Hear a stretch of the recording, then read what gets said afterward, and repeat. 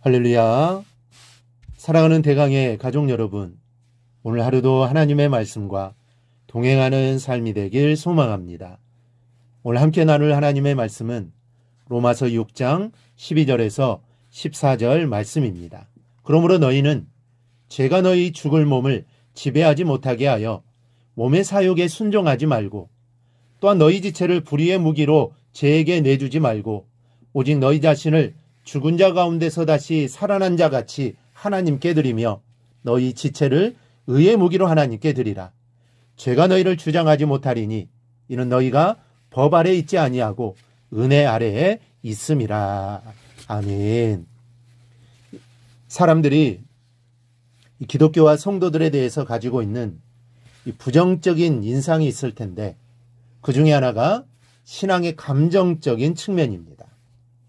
우리가 가지고 있는 신앙은 보이는 것이 다가 아닙니다. 이 보이지 않는 부분들이 있습니다. 그리고 감정을 주체할 수 없는 일들이 또 우리의 모습으로 나타나기도 합니다. 가끔 전도하다가 보면 믿지 않는 사람 중에서 과거에 믿음을 가져보려고 했던 사람들을 만나게 되는데, 이 사람들이 믿음을 갖지 못한 이유를 들어보면 바로 이 감정적인 측면을 이야기하는 경우가 종종 있습니다. 이 통성으로 울면서 기도하는 것이나 방언으로 기도하는 것이 무섭기도 하고 왠지 거부겠다는 것입니다. 그런데 반대로 믿는 사람 중에는 믿음의 지극히 작은 부분에 해당하는 감정적 차원에 머물고 있는 성도가 있습니다. 쉽게 말해서 생활이 죽은 성도들이 많다는 이야기입니다. 열심히 기도하고 눈물을 흘려가며 찬양을 드리고 하는데, 그런 신앙적인 외에는 실제 생활 속에서 나타나는 믿음이 없는 성도들이 의외로 많습니다. 즉, 교회에서는 믿음이 좋은 신앙인인데 교회를 벗어나면 이 성도가 신앙인인지 아닌지 분간이 되지 않는다는 것입니다. 이런 성도를 흔히 썬데이 크리스찬이라고 합니다. 즉, 일요일에만 크리스찬이라는 것이죠. 평일에는 크리스찬이 아니라는 것입니다. 여러분, 기독교는 생활입니다. 또 행위입니다.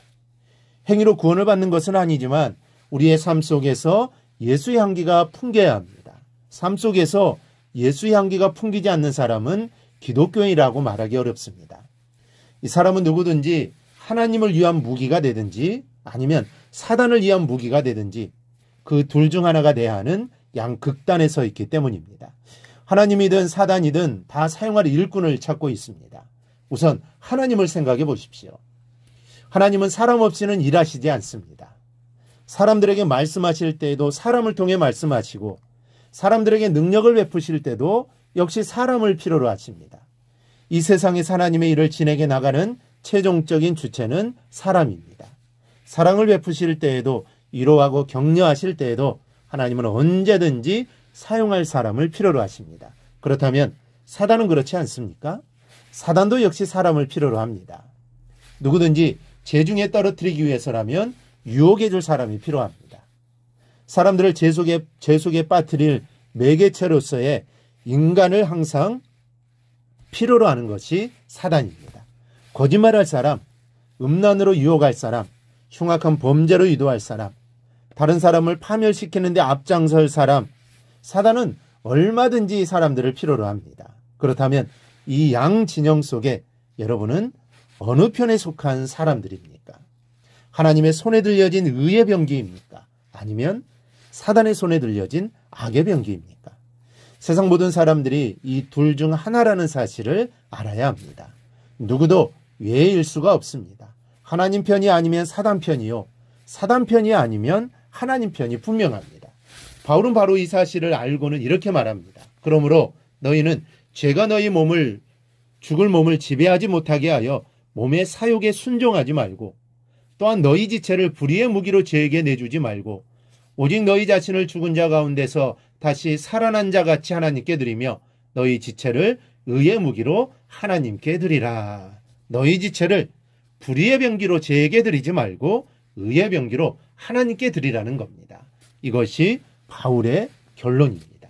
그렇다면 예수의 향기가 나지 않는 사람을 어느 편에 넣을 수 있겠습니까? 예수를 믿노라 하면서도 생활이 없는 사람을 의의 병기라고 할 수 있겠습니까? 아니라면 그 사람은 어느 편에 속한 사람입니까? 이 답은 뻔한 것입니다. 불의의 병기, 곧 사단 편입니다. 세상의 전쟁은 무기의 성능에 달려 있습니다. 얼마 전 인도와 파키스탄이 공중 전투가 벌어졌는데 인도의 전투기가 맥없이 격추되었습니다. 그 이유는 이 파키스탄은 미군 F-16 팰컨 전투기를 가지고 있고 인도는 미군 구형 연습용 전투기였기 때문입니다. 비록 파키스탄은 전투기 몇 대 안 되지만 성능이 좋은 전투기를 가지고 있었기 때문에 상대 전투기를 격추시킬 수 있었던 것이죠. 이처럼 전쟁의 승패를 좌우하는 것은 무기의 성능, 곧 무기의 질적인 수준에 달렸습니다. 그렇다면 우리는 무기된 사람으로서 어느 정도의 성능을 가지고 있는 사람들입니까? 하나님의 손에 한 사람만 들려 있으면 사단의 세력을 능히 이길 수 있는 그런 병기입니까? 아니면 있으나마나한 형편없는 병기입니까?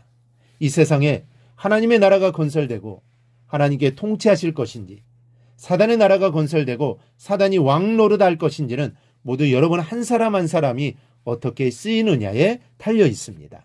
여러분 한 사람이 수백 명의 생명을 살릴 수도 있고 죽일 수도 있는 병기라는 사실을 명심하십시오. 여러분은 하나님의 손에 들린 의의 병기가 되어서 무성도들을 살릴 수도 있고 반대로 숱한 생명을 죽일 수도 있는 사단의 손에 들린 흉기가 될 수 있는 사람들입니다.